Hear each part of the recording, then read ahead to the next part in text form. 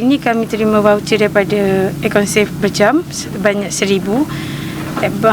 Pihak Econsave prihatin dengan masyarakat sekeliling, and then bantuan daripada Econsave ni banyak membantu kami sekeluarga, seramai 4 orang, anak yang bersekolah dan seorang lagi tak bersekolah, masih kecil.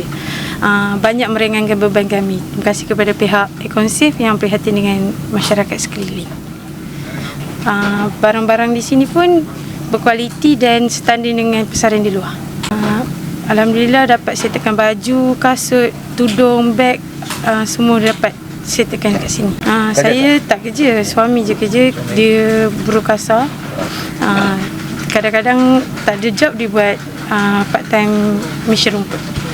Tu kan kita orang tak expect pun daripada Econsave bantuan ni, sebab kita orang tak tahu pun Econsave ada buat apa sumbangan ni, tapi alhamdulillah dapat membantu.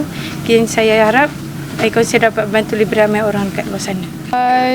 Merasa gembira kerana dapat membeli barang-barang baru seperti baju, kasut dan tudung.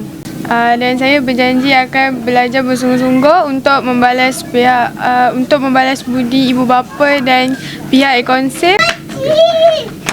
Kita orang berasa gembira kerana mendapat baju baru sempena tahun baru. Kalau dulu saya mendapat baju daripada sumbangan orang, kali ni kami dapat yang baru, dan terima kasih Econsave.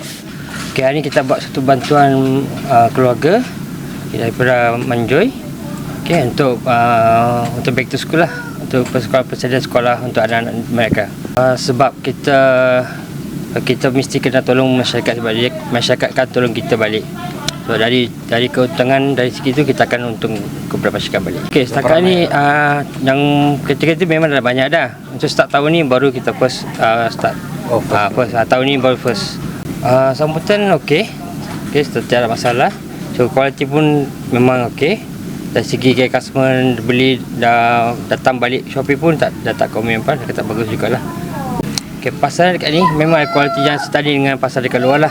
So, sebab tu customer yakin beli dekat Econsave.